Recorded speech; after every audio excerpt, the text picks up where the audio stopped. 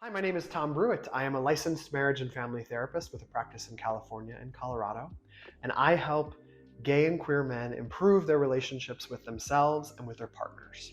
This is so important to me because I really believe that strong relationships build strong communities. And, for many of us, we did not have positive experiences growing up where there were a lot of different queer and gay role models that we could look up to. And so we had to forge our own paths, which we are very good at in the queer community. And I think that there are ways that we can make the process of forming relationships a little bit easier if we just understand some of the principles that I think are unique to queer relationships. So today I'm going to be sharing with you the 7 stages of queer relationship development. The reason that I want to share this with you is that the stages that the relationships typically develop through are pretty predictable. And so yes, there may be some nuance and some uniqueness with every relationship because of course every relationship is different. But having this predictable series of 7 stages that you can learn a little bit more about may help you figure out, why are you feeling stuck in your relationship? Why is conflict increasing? Why are you feeling like, we're turning into roommates? Why is your sex life diminishing, right? By understanding this framework, it will hopefully give you the resources that you need to take some action steps in your unique partnership. This work is based on the work of Drs. Ellyn and Peter Pearson, who developed the Developmental Model and who have become mentors of mine. Their work is based on Margaret Mahler's work. She was a child psychologist or psychiatrist. And this is the way psychology works, right? Work builds on each other and builds on each other over different generations and over time. I have taken the 5 stages that Ellyn and Pete developed, and I've added 2 unique stages that I think are specific to queer relationships.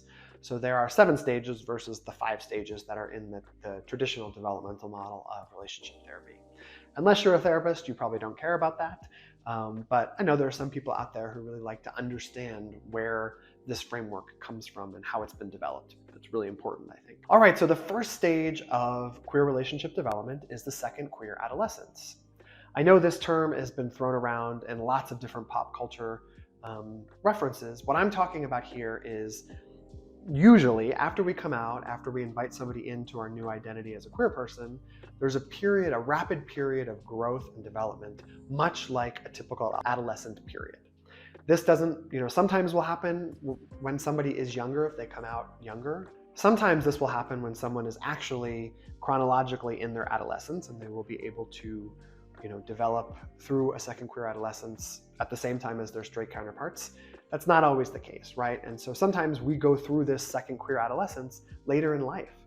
And so you may be in a relationship, it may be your first queer relationship when you start really discovering more of who you are. In addition to, your sexuality, say you come out as gay, there may be a whole bunch of other different things that are important to you. Like learning about different types of sex that's fun, or learning about queer spots that speak to you, or different parts of your queer identity that are not solely based on your relationship status or your sexuality. During this period of rapid growth, it can be tricky if you're in a relationship because if both people are in their second queer adolescence, that you can go through that together. But if one person has gone through it previously, it can create a lot of conflict in your relationship. That's why it can be difficult to date somebody who has newly come out. Not always the case, of course, I'm not speaking in absolutes here, but sometimes it's the case. If somebody has been out for a while and they date somebody who newly comes out of the closet, then it can be more challenging, right? Because you're in different stages of development. The second stage of relationship development is the honeymoon stage. So this is probably pretty, you can probably understand what I'm saying just by the name of this particular stage of relationship development. During the honeymoon phase, people are figuring out all of the ways that they are similar to their partner. Usually you're joined at the hip and you're having all these wonderful bonding, connecting experiences. Typically having really great sex, lots of connection. It can feel like a high, and it can be a really beautiful, wonderful time in a relationship. And it's actually crucial to have a good honeymoon stage to set the foundation for the rest of your relationship. Sometimes people will want to hold on to the honeymoon stage and hope that things don't ever change, or want to go back to the honeymoon stage, and that's just not realistic, right? Because it's one period of time in development, and you have to move through that stage at some point to go into the third stage of relationship development, which is the discovering differences phase of a relationship. During this phase, you are discovering all the wonderful, beautiful things that make you a unique person inside of a relationship. Sometimes during the honeymoon phase, we can forget some of the things that are important to us, right? So we spend so much time with the partner that we're getting to know that we neglect our friendships, we neglect our family, we don't do the hobbies that we once loved to do.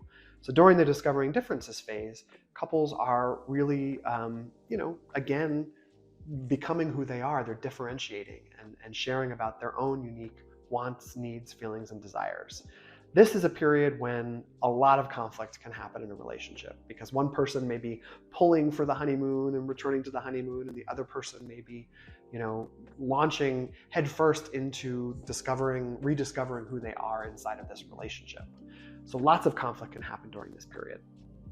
If you're able to kind of move through that period and really clearly differentiate and share, this is who I am and this is who my partner is or my partners are, and this is where I stop and this is where they begin, and really have some clear boundaries, you can move into the exploration phase, which is the fourth stage of queer relationship development.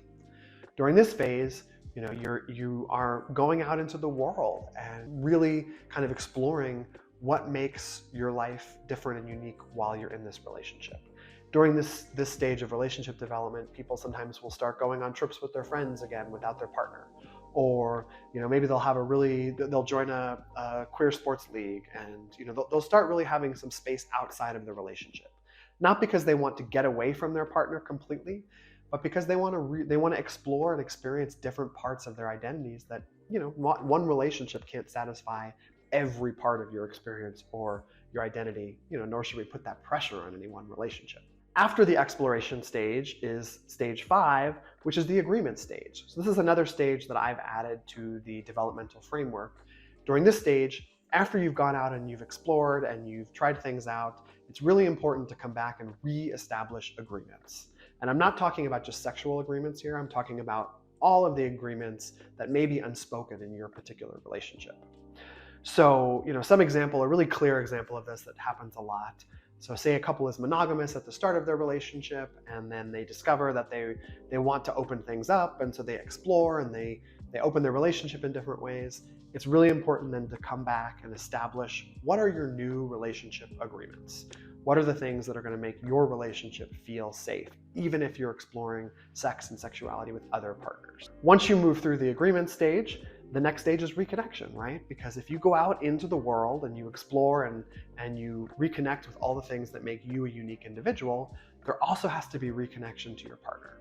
Because if we're not connecting with our partners, then a relationship can start to feel like a roommate relationship, or it can feel stale or toxic. A relationship does take some effort. You've got to really be continuing to fill up your bank account, as Gottman would say. After you've continued to establish a new way to reconnect after you've had times of separateness or apartness, the 7th stage is called mutual interdependence. So it's a lot of words. What does that mean? When you're mutually interdependent, you're able to rely and depend on a partner, but you're also able to be your own person inside of this relationship. So the beautiful thing about mutual interdependence is you are able to be connected and have a thriving, beautiful partnership. You're also able to go out into the world and explore things and do, all sorts of different things, and then come home to your home base and be able to reconnect and recharge again. All right, that's a very brief overview of the 7 stages of relationship development. In future videos, I'm going to be going into more depth in each of the different stages, because I think it's important to have an understanding of that. But hopefully, if you found this useful, please add some comments below and like and share. And I hope you'll stick around, because I want to share more information to help you improve your queer relationship and, in turn, to help improve our queer communities. All right. Thanks, and have a great day.